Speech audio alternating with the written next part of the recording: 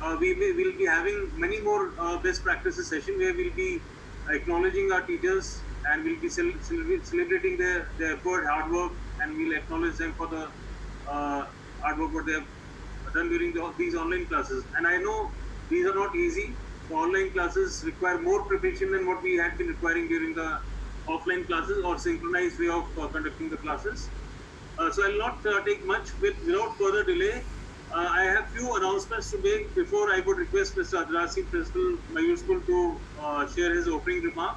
Firstly, I purposely had thought of conducting this on the webinar mode of Zoom. So today, webinar, the Zoom or this session is conducted on webinar mode. In this, only the panelists and the keynote speakers will be having control. Others would be having they'll not have control, but they can share their comments on the in the chat box. They can put up their questions in the Q&A. So that is how they can connect with all of us, and they can collaborate with all of us. So in today's webinar, we have two keynote speakers. One would be giving the opening remarks. So we have Mr. Adhiraj Singh, Principal Mayur School. He'll be sharing his opening remarks. And we also have Lieutenant General Surendra Kulkarni, Secretary Mayo College General Council, and Director Mayo College. He'll be sharing his closing remarks. And I had shared the format with all of you. I also take this opportunity to welcome the panelists, today's panelists. We have Ms. Jyotsna Verma from Mayur School, Noida. We have Ms. Aarti Salota from Mayor World School, Jalandhar. We have Mr. Deepak Bhargav and Ms. Richa Rathore from Mayur Chaupaski School, Jodhpur. We have Ms. Roshna Hamid from Mayur Private School, Abu Dhabi. And we have Ms. Japsimran Kaur Marwa from Mayur School, Sri Ganganagar. And we have Mr. Vikram Solanki and Ms. Sonal Singhal from Mayur School, Ajmer. So I take this opportunity again to welcome all of you, and with this I hand over to Mr. Adhiraj Singh for his opening remark. Sir, please, over to you. Thank you, Mr. Naveen Dixit. Namaste to all who have joined this webinar, the panelists as well as all the teachers from the various Mayur schools, the various teachers who are going to be presenting their best practices. And I wonder whether General Kulkarni has joined. So good evening, sir, if you have joined. Otherwise, all the principals of the various Mayurs.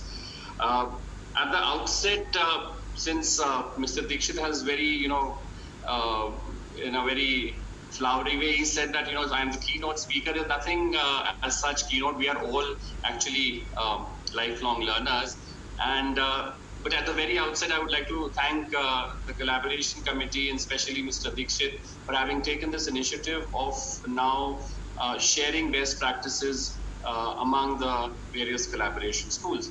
This initiative had been taken long back with us here in Ajmer, the 3 NCGC schools, and General Kulkarni had initiated the first best practices sharing kind of a seminar at Mayo College. Last year we had begun with this, and then at Mayur we have had another best practices sharing, and at Mayo College Girls School recently in February, I think we had a session, and all these helped us to learn from each other, and it's really nice and heartening to know that we have spread it out to all the Mayur schools, and I hope this learning journey is going to be a very fruitful and really fulfilling one. Well, no one says teaching is an easy job. Teaching is difficult, and especially with the kind of the modern teachers faced with so many challenges. The latest, of course, being this online that we all have to begin with. Some of us from scratch, some of us had some training earlier, but at the same time, it was a kind of a sudden jolt that we had to suddenly start performing. And something which is new, makes us move out of our comfort zones, is something which we all find, we are a bit apprehensive about it, if I may say so. So basically, what are best practices and how we can share them and move forward is something which I think this webinar, and I think there will be more to come from the collaboration committee, are going to be talking about. So at the outset, I think I just loosely define what a best practice is. Best practices are those practices which are proven to be or have shown the results to be better than the other practices around. And therefore, we call them best practices. Now, these are something we may have just stumbled upon. They may be something which we have consciously worked towards, or we have learned from somewhere. But best practices also at the same time, we must keep in mind that they are not applicable easily everywhere. So what may be best practice for a particular school may need to be tinkered with to be applicable in another school. Now it all depends on what the practice is. And here today, I think our subject is teaching and learning, and therefore teaching and learning, where our main or whatever the center for the teaching and learning is the student. So keeping the student's interest in mind, we should be able to provide a learning experience, or we should be able to provide, if I can say, a teaching learning experience, which is fruitful for the child, keeps him engaged, and raises the learning graph for the child. And therefore, if these best practices are followed, adopted in various schools as teaching learning practices, they would go a long way in making us, or the Mayur brand of schools, being known for certain practices when it comes to teaching and learning. Of course, efficiency and the fact that we need to ensure that these best practices are not a one-off thing, they become continuous. That has to be kept in mind by, of course, the coordinators, the leaders, principals, and so on, that the best practices should not be a one-off thing and they are forgotten very soon. Why? Because I had to share this best practice, so I did it and I have now gone off it. So that should be guarded against. I came across, I thought, what message could I leave with all the teachers who are going to be sharing best practices, and indeed others who are keenly going to watch these sessions. I came across these 10 best practices of highly efficient teachers. And I would like to give credit to the Global Educator Institute, from where I just happened to glean these few points, and these 10 best practices of highly efficient teachers, if I could just share that, and then we could begin with our session. I'll just give you point wise. The first one is to provide frequent and timely feedback to students. That is a very good practice. So mind you, I am talking about it in a very general way. What we are going to be shown by the teacher is going to be something very specific. So generally speaking, and these apply to all of us as teachers and as learners, please provide frequent feedback to the student in whatever way possible. Right now online, I suppose there are limitations, but yes, we could still get around that.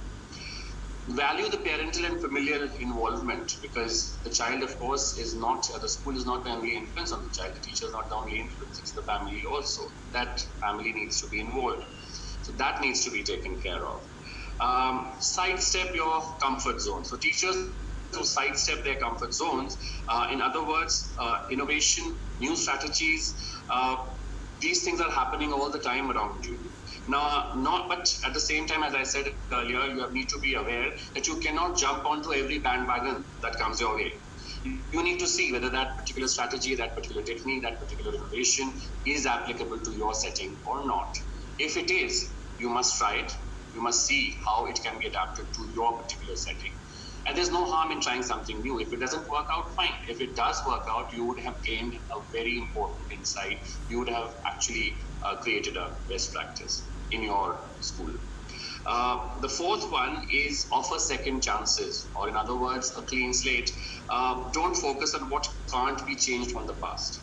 So instead of just sitting and talking about what did not happen so many years down the line, back in time, and therefore today I'm in this situation, let us, we can clear that out, and let us focus on the making of a better future, or maybe the best future with our best practices. Be resourceful is the fifth takeaway, and here it could also mean thinking out of the box. It could mean do it yourself. If something is not available, getting the resources together for your school, getting the resources together for your students, that would actually be being truly resourceful. Make learning active. So active learning means actively engaged students. Students actively engaged in the teaching learning process is what you need to do as a teacher, and it is a best practice. Seventh is be an advocate, and this has twofold implications. Be an advocate for yourself and also for your students, and thereby asking for whatever is required to make it more efficient, to make it better, to make it more engaging. Please do that and advocate. Don't feel shy to advocate for yourself as well as for your students. Pursue lifelong learning. I think we are all learners till we are on this earth, and that needs to be, I cannot overemphasize that it is very important that we remain lifelong learners, especially in the profession that we are in. So stay up to date on the latest movements and developments, and this will help your students to prepare for an ever-changing world where, 10 years down the line, they may be entering a world which we don't even know of today. So you actually prepare them for the world which is changing each minute, each day. So that needs to be taken care of. So be a lifelong learner. Moving on to the ninth one is encouraging discussion. So expose your students to a variety of viewpoints, a variety of opinions, ideas. Teach them how to respect each other for whatever opinion they may have in a non-threatening and productive manner. This is something which we as teachers can do. I mean, when we talk of creating a good human being or making sure our children grow up into good human beings, this is one very important thing. And today you can see so much of strife and conflict just because we are unable to respect the other person's opinion. We are unable to understand that the other person is free to have his or her own opinion. That is something will only come about through discussion, through making them more tolerant of differing viewpoints. And the last one is keep a positive outlook. That's most important because you don't get caught up in the, or you don't get caught up with the naysayers that, no, this can't happen, this is of no use. That will only get you into negativity. So yes, a positive outlook, be mindful of that, and always add a positive spin to necessary or mundane tasks. I know it can become mundane and repetitive, this teaching learning process. Therefore, provide every student with meaningful and impactful learning experiences. So that, I suppose, could be a general,